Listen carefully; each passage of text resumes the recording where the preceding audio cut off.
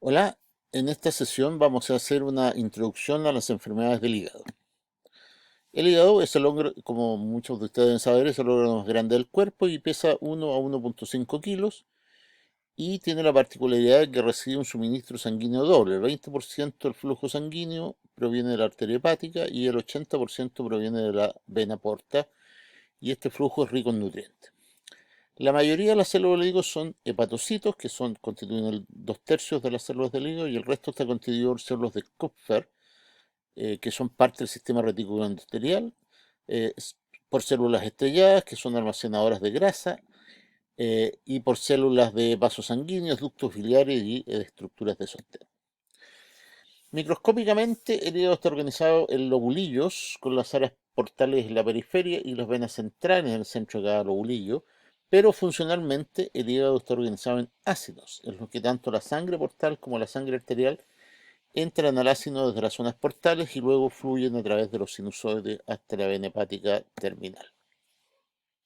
Los hepatocitos realizan numerosas funciones, las que incluyen la síntesis de muchas de las proteínas esenciales del suero, como la albúmina, las proteínas transportadoras, perdón, los factores de coagulación y otras.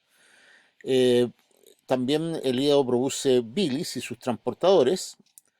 Está implicado en la regulación de nutrientes como la glucosa, glicógeno, lípidos, colesterol y aminoácidos.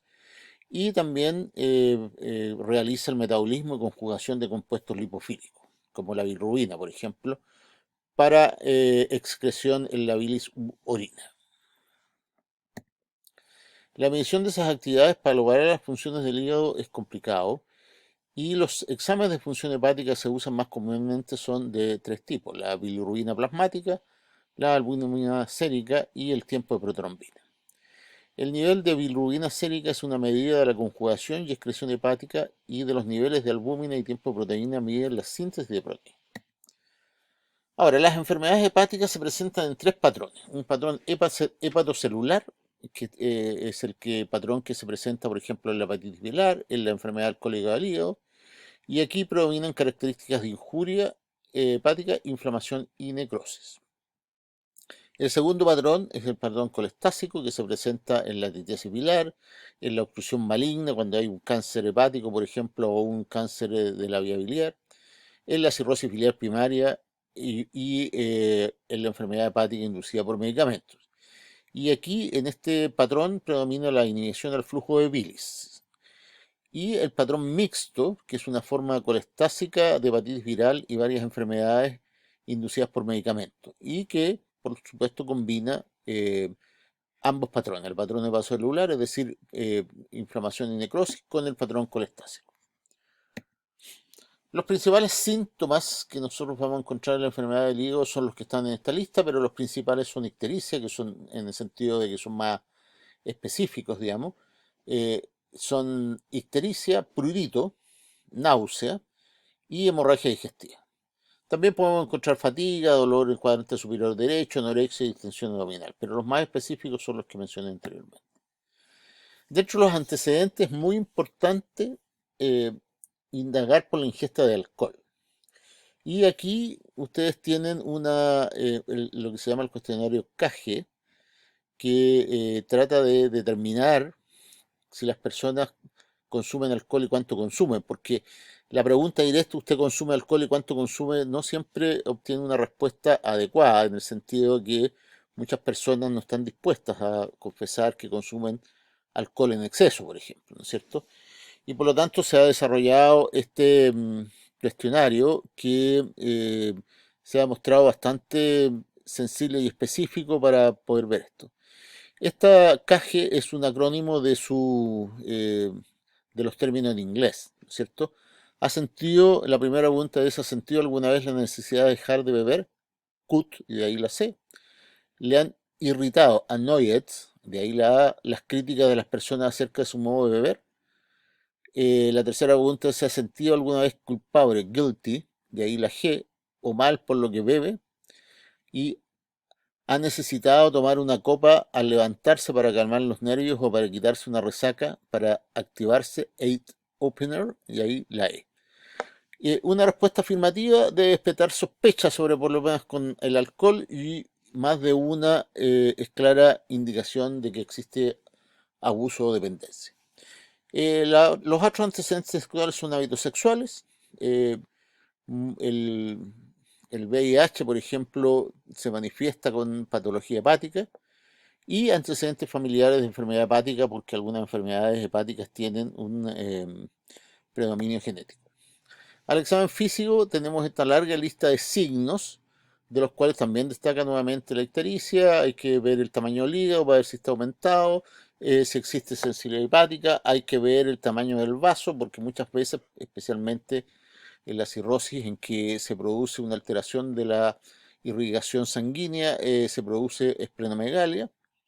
Hay que ver si hay arañas vasculares, esto lo vamos a ver con detalle cuando veamos el capítulo de cirrosis hepática, eritema palmar, si existe ascitis, si las venas abdominales están dilatadas o no, ver en el aliento si encontramos fetor hepático, ver si hay asterixis, que es un movimiento suave de las manos una vez que uno ha hecho ciertas maniobras, por supuesto ver el estado de conciencia para descartar que haya confusión, estupor o coma, y signos de hiperestrogenemia que se ven en los hombres, que empiezan el vello pubiano, por ejemplo, se transforma de masculino a femenino, hay aumento de las glándulas mamarias, etc. Los exámenes que son importantes aquí es el examen de bilirrubina, y en la bilirrubinemia se mide la bilirrubina directa y la bilirrubina total. Las transaminasas, como la alina aminotransferasa y la aspartato aminotransferasa, las fosfatasas alcalinas, la gamma-glutamil transpeptidasa, el tiempo de protrombina y marcadores autoinmunes, inmunoglobulinas en ciertas patologías. Otros exámenes que son importantes son los exámenes de imágenes, y aquí la ecografía es muy importante, ha mostrado ser extremadamente útil, como en otras patologías gástricas, pero aquí es especialmente útil la tomografía axial computada y la resonancia nuclear magnética, que tiene un uso un poco más limitado. En general, en relación a las vías biliares, tenemos la colangiografía pancreático retrógrada para ver las vías biliares, y muchas veces también podemos explorar el conducto pancreático. Y también se usa como una maniobra terapéutica. Es muy importante la biopsia hepática para determinar primero para determinar de qué enfermedad se trata la que estamos viendo, su severidad y la etapa en que está. En general, las pruebas hepáticas, tenemos la bilirrubina sérica, cuyo valor normal es de 1 a 1,5 miligramos por decilitro, y ahí se miden los dos tipos de conjugadas, dos tipos de bilirrubina, la conjugada, que es la directa, cuyo límite superior es de 0,3 miligramos por decilitro, y la no conjugada, que es la bilirrubina indirecta, la cual aún no ha sido conjugada en el hígado. La bilirrubina indirecta es insoluble en agua y está unida a la albúmina en la sangre, y por lo tanto aumenta en la anemia hemolítica, donde hay una gran destrucción de glóbulos rojos, y por lo tanto aumenta el M, que es lo que conduce a la producción de hemoglobina, y en condiciones genéticas como la enfermedad de Gilbert y de Klinger-Najar.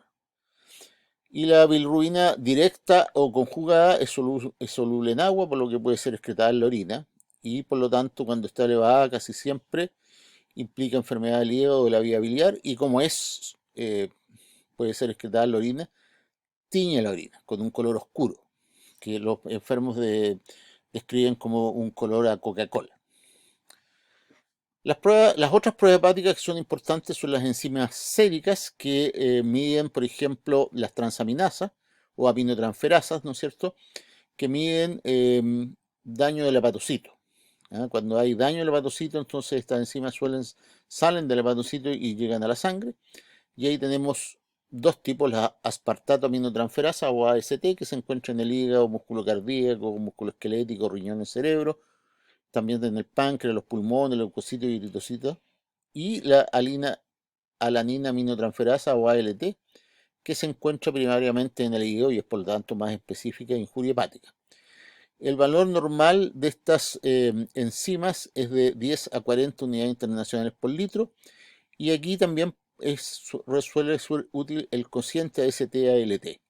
Si este cociente es menos de 1, entonces ese patrón orienta a hepatitis viral crónica o a esteatosis hepática no alcohólica. Si es mayor de 1, ese patrón orienta a cirrosis, y si es mayor de 2, es sugerente, y si es mayor de 3, altamente sugestiva de enfermedad hepática alcohólica. Y como un tercer grupo están las enzimas que reflejan colestasis, que son especialmente útiles en el patrón obstructivo, ¿no es cierto? Como son las fosfatasas alcalinas, que son muchas enzimas que se encuentran en el hígado, huesos, placenta, intestino delgado, y la gamma-glutamil transpeptidasa, que tiene una localización más difusa en el hígado, y sería útil para identificar pacientes con abuso de alcohol oculto. Esto es lo que se decía antiguamente, pero ahora se ha visto que es discutible. Y raramente se le dan condiciones que no sean de enfermedad hepática, por lo tanto es más específica del hígado. Estas enzimas, tanto las fosfatasas alcalinas como la gamma-glutamil transpeptidasa, están elevadas cuando hay una obstrucción al flujo de la bilis, y por lo tanto son muy útiles para diagnosticar enfermedad obstructiva. Y finalmente están las pruebas que miden la función biosintética del hígado, la función específicamente hepática, y aquí tenemos las de dos tipos, la albúmina sérica y las globulinas séricas. La albúmina sérica es bien importante porque es sintetizada exclusivamente por los hepatocitos, tiene una vida media de 18 a 20 días, y su disminución es más común en enfermedades crónicas del hígado con daño hepático severo. Y las globulinas séricas son las inmunoglobulinas, gamma-globulinas producidas por los linfocitos beta y alfa y beta globulinas producidos primariamente por los hepatocitos. Estas gamma-globulinas están aumentadas en las enfermedades hepáticas crónicas y en las cirrosis. Otros factores que son importantes de medir son los factores de coagulación, porque con la excepción del factor octavo, que es producido en las células endoteliales, los factores de la coagulación son producidos exclusivamente en los hepatocitos. Por lo tanto, cuando hay una insuficiencia hepática, estos factores de coagulación caen. La vida media de estos factores va de 6 horas para el factor séptimo a 5 días para el fibrinógeno. Y el tiempo de protorombina mide los factores 2, 5, 7 y décimo, y la biosíntesis de los factores depende de la vitamina K. Puede estar elevado en hepatitis y cirrosis, así como en deficiencia de vitamina K. Que el tiempo de protrombina esté prolongado no necesariamente indica que hay deficiencia de los factores mencionados, sino que puede existir déficit de vitamina K. Por lo tanto, generalmente cuando el tiempo de protrombina está prolongado, lo que se hace es inyectar vitamina K y después de eso se vuelve a medir. Si sigue prolongado, significa que hay problemas con la biosíntesis de estos factores. Y vamos a hablar un par de palabras sobre las hiperbilirubinemia, pero eso lo vamos a dejar para la segunda parte de esta sesión.